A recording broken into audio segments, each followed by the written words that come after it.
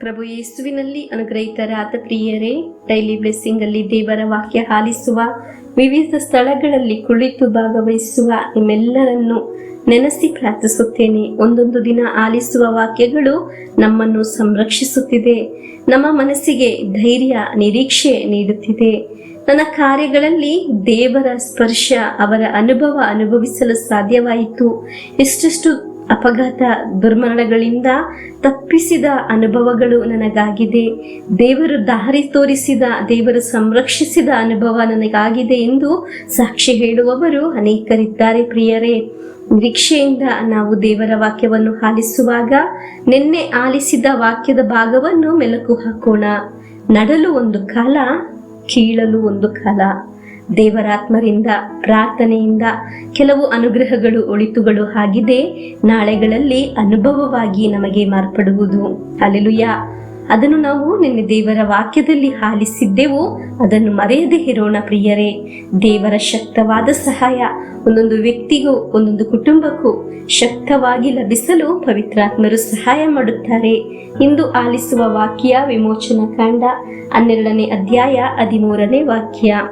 ನೀವು ಬಾಗಿಲಿಗೆ ಹಚ್ಚಿದ ಆ ರಕ್ತವು ನೀವಿರುವ ಮನೆಗಳನ್ನು ಸೂಚಿಸುವುದು. ಅದನ್ನು ಕಂಡು ನಿಮಗೆ ಯಾವ ಹಾನಿಯನ್ನು ಮಾಡದೆ ಮುಂದಕ್ಕೆ ದಾಟಿ ಹೋಗುವೆನು. ನಾನು ಈಜಿಪ್ಟಿನವರನ್ನು ಸಂಹರಿಸುವಾಗ ನಿಮಗೆ ಯಾವ ಕೇಡು ಆಗದು.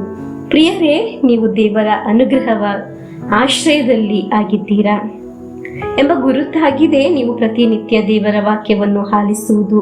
ಇದು ಜೀವವಿರುವ, ದೇವರ ಶಕ್ತಿ ಇರುವ ವಾಕ್ಯವಾಗಿದೆ.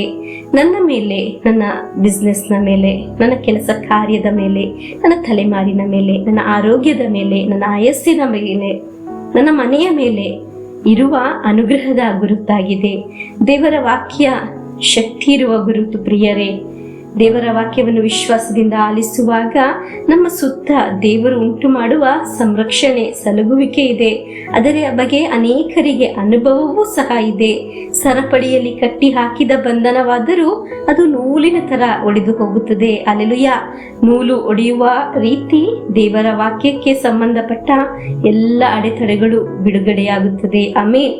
ಈ ಜ್ಞಾನ ನಮಗೆ ಯಾವಾಗಲೂ ಬೇಕು. ದೇವರ ಶಕ್ತಿ ಇರುವ ವಾಕ್ಯ ನಮ್ಮ ಜೀವನದಲ್ಲಿ ಬೇರೂರಬೇಕು. ದೇವರ ವಾಕ್ಯದಲ್ಲಿ ಆಶ್ರಯಿಸುವ ನಿನಗೆ ಒಂದು ದೋಷವು ಉಂಟಾಗುವುದಿಲ್ಲ, ಒಂದು ಕೆಡುಕು ಸಂಭವಿಸುವುದಿಲ್ಲ, ಒಂದು ಅನರ್ಥವು ನಿನ್ನನ್ನು ಮುಟ್ಟುವುದಿಲ್ಲ.